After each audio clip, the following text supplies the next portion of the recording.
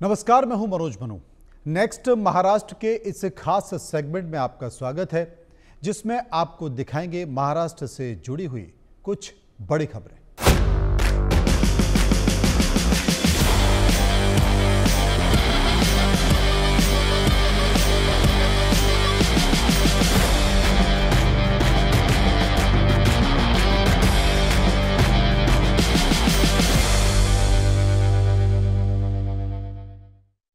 महाराष्ट्र के नासिक में बिजली उत्पादों के परीक्षण और प्रमाणन के लिए सीपीआरआई के रीजनल टेस्टिंग लैब का निर्माण किया गया।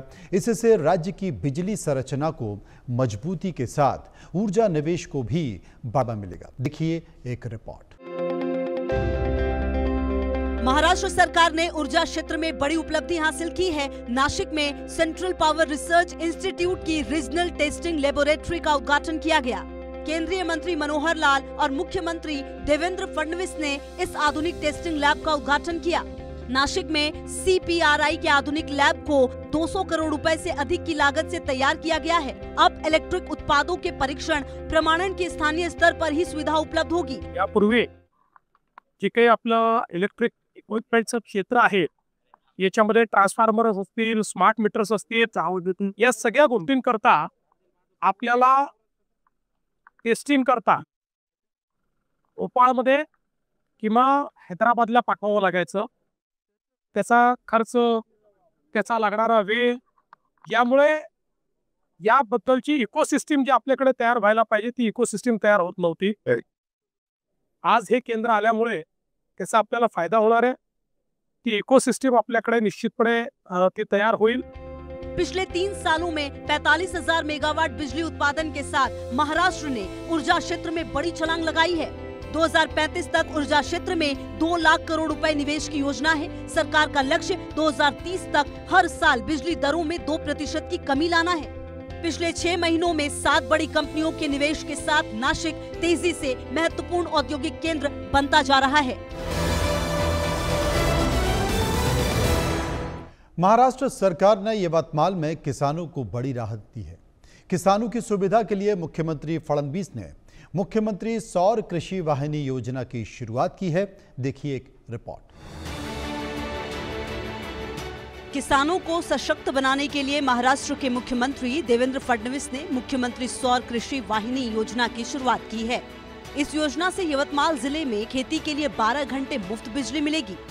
योजना के तहत 32 मेगावाट की सौर ऊर्जा परियोजना पूरी हो चुकी है, जिससे 167 गांवों के 14,000 किसानों को लाभ मिलेगा।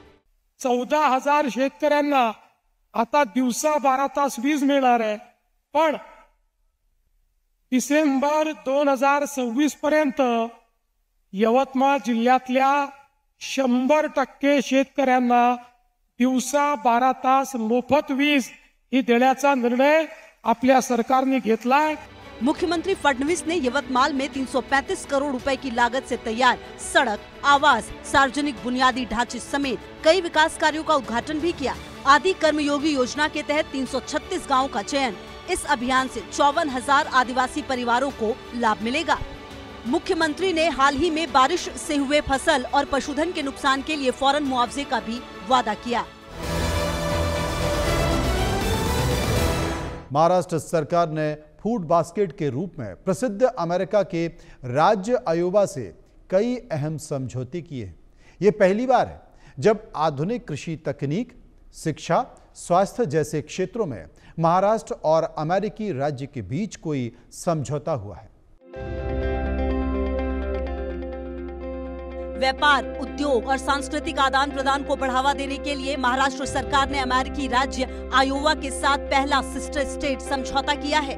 मुंबई के होटल ताज पैलेस में मुख्यमंत्री फडणवीस और आयोवा की गवर्नर किम रेनॉल्ड्स ने MOU पर हस्ताक्षर किए। ये समझौते उन्नत कृषि तकनीक, शिक्षा और अनुसंधान सहयोग, स्वास्थ्य, नवीनीकरण ऊर्जा, जैव प्रौद्योगिकी और उन्नत निर्माण जैसे क्षेत्रों में रणनीतिक सहयोग के लिए किए गए।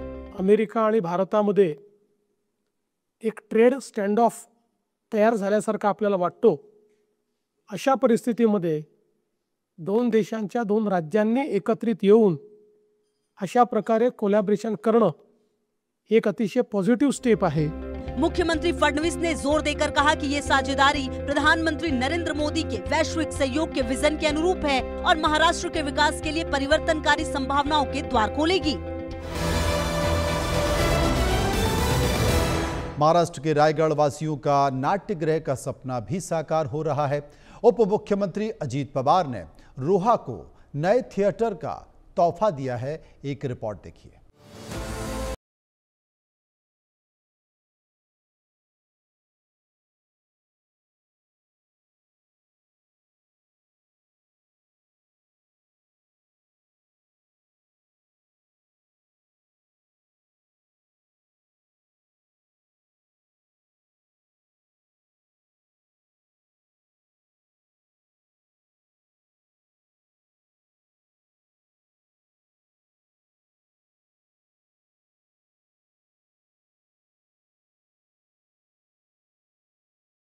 उन्होंने इसे कोंकण क्षेत्र में साहित्यिक और रंगमंचीय गतिविधियों का नया केंद्र बताया।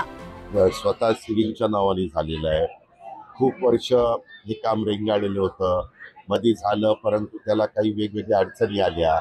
त्याच्यामध्ये बिल्डिंगचं स्ट्रक्चरल ऑडिट तटकरे साहेबांनी केल्यानंतर ते पुन्हा त्याच्यामध्ये नवच उभं करणं गरजेचं होतं। नाट्यरसिकांच्या करता एवढं सुंदर सभागृह उभं केलेलं आहे। ये नया थिएटर रंगकर्मियों की कला को निखारने में अहम भूमिका निभाएगा। मुंबई को ट्रैफिक जाम से निजात दिलाने के लिए महाराष्ट्र सरकार ने अहम फैसला लिया है। मीरा भाईंदर के प्रवेश द्वार पर स्थित दहिसर टोल नाके को जल्द ही शिफ्ट किया जाएगा। इसी पर एक रिपोर्ट। मुंबई के दहिसर टोल नाके पर लगातार बढ़ते ट्रैफिक जैम को देखते हुए महाराष्ट्र सरकार ने दहिसर टोल नाके को मीरा भाईंदर से हटाकर 2 किलोमीटर आगे वर्सोवा ब्रिज के पास शिफ्ट करने का फैसला किया है। महाराष्ट्र के उप मुख्यमंत्री एकनाथ शिंदे की अध्यक्षता में राज्य परिवहन मंत्री प्रताप सरनाईक के साथ हुई बैठक में ये अहम फैसला लिया गया। दहिसर टोल नाका शिफ्ट होने से लोगों को भारी ट्रैफिक जैम से मुक्ति मिलेगी।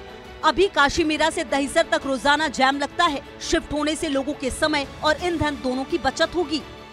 लोकांना दिलासा देण्यासाठी काही शॉर्ट टर्म आणि मिड टर्म लॉन्ग टर्म निर्णय घेण्याची आवश्यकता आहे। पोलीस आयुक्त होते, त्यामुळे तत्काळ MSRDC आणि पोलीस डिपार्टमेंट आणि टोल ऑपरेटर यांची बैठक झालेली आहे आणि तात्काळ त्याला जे काही सोल्युशन काढायचं आहे ते देखील त्यामध्ये काढण्यात आलं आणि त्याचा फायदा उद्यापासून लोकांना दिसेल।